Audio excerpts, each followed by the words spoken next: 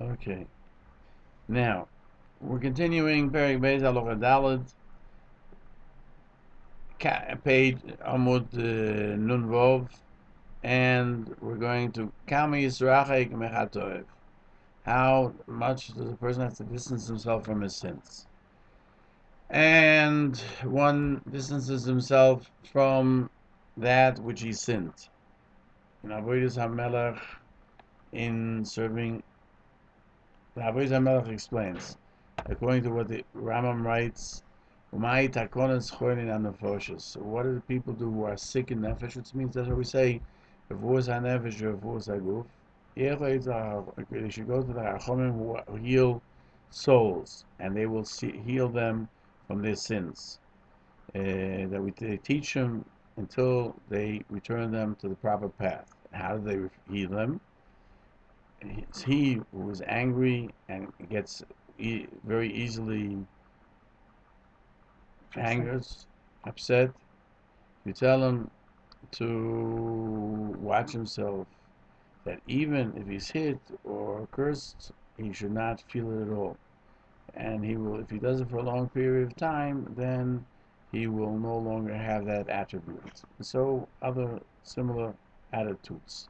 If he was distant on one end of it, he should make himself all the way at the other end, and if he does so for a long time, he'll be able to balance things out at the end.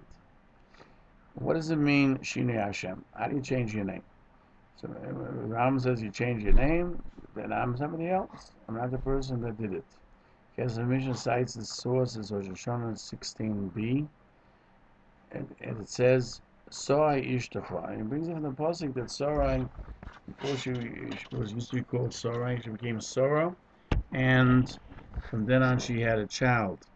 So we see that there's a change that takes place with the change of name. But we have to understand, there was no sin there. There was for a purpose of changing her mazel. Here, he says it'll help to tear the terrible edict of sinners. Similarly, when he leaves his place, the Rambam writes, he exiles himself from his place, because exile atones for sin, because it causes him to become humble and to be modest. And the Gezim Mishnah cites Rosh Hashanah, again 16b, and it says over there are those who say the change of place, and we'll turn the page, as it's written, Hashem said to Avram, leave your birthplace, and I'll make you a great nation. And though there are those who disagree, that what happened over there is in the schus of meriting going to Eretz Yisrael, he received Eretz Yisrael, and therefore the change of place was for a purpose again. That it also helped the fact that he could have children from Sarah, and it's not talking by tearing up an edict of a sinner. And the Mashal says on Tshuva Tfilut Tzedakah Ma'avion Esrei Agzeiro, which we say on Rosh Hashanah Yom Kippur, Tfilut Tzedakah, Tshuva Tfilut Tzedakah, rid one of the evil edict.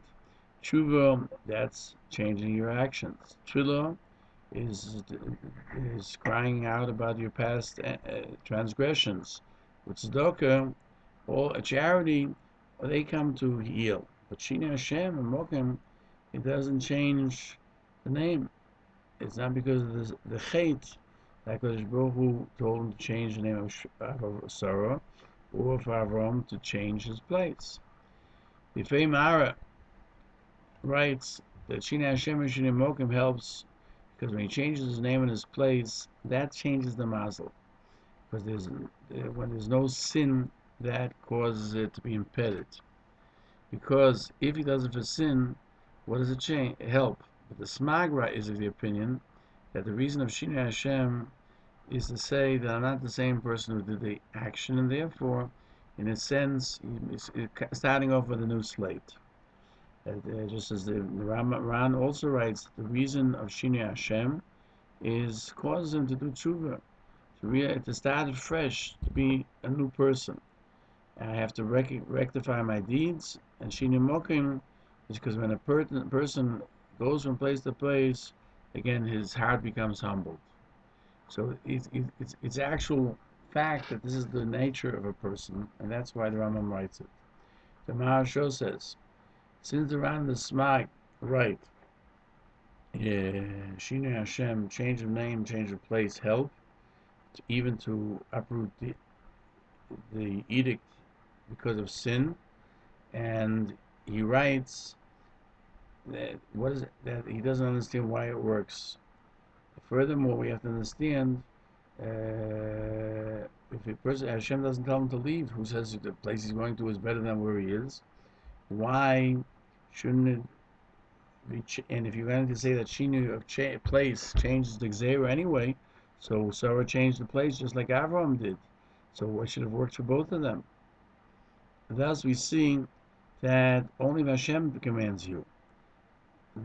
And therefore, what's the proof from Avraham and Sarah?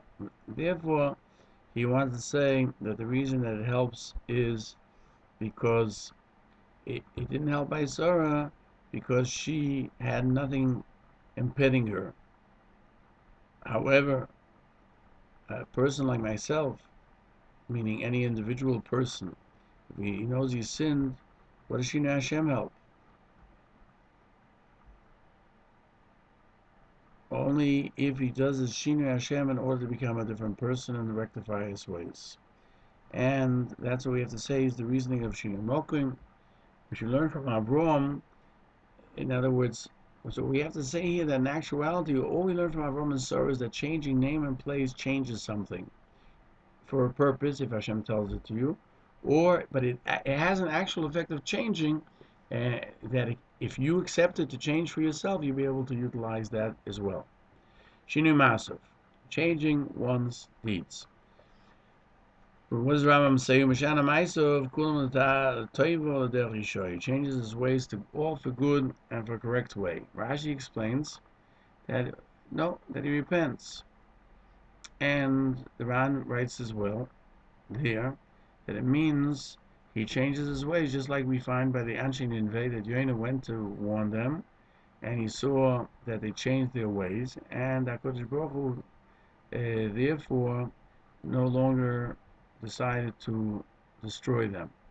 And there, actually, they changed from the sins that they were doing.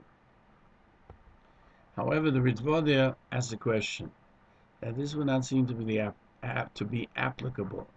For certainly, if he does not change from his ways, then he's just like any other person who immerses himself in a mikveh while he's still holding on to the item which is causing him to be tomei, like a sheretz, like a rodent that's dead. How does it help? And he says, therefore, the correct thing is that even things that he are not by a usual person, they would not infer that he's a bad person. But if somebody who's a Russia, he has to show that he's changed more so. And people have to see that, wow, he's doing things that you wouldn't expect of him. And he adds that the proof from Anshe Nineveh is that they were known to be terrible people, even in things which are that you could do on your own. Meaning that, for example, if somebody never gave tzedakah, doesn't make him a terrible person, and if he then gives only a shekel, people will not be saying, oh, he's not such a good person. But if he's stingy afterwards and he never gave before, that could be not enough of a correction of his deeds. And the Hilchos Tshuva brings down even something which he need not return. He found something, and according to all the halachas of giving back a lost item, he does not have to give it back, and he gave it back. That shows that he's repented because he wants to do more. He's gone over to the other side. The Meiri says not that he should change his deeds and become a totally perfect person, but it means leaving bad traits that he has, even those that he did not do anything wrong with them.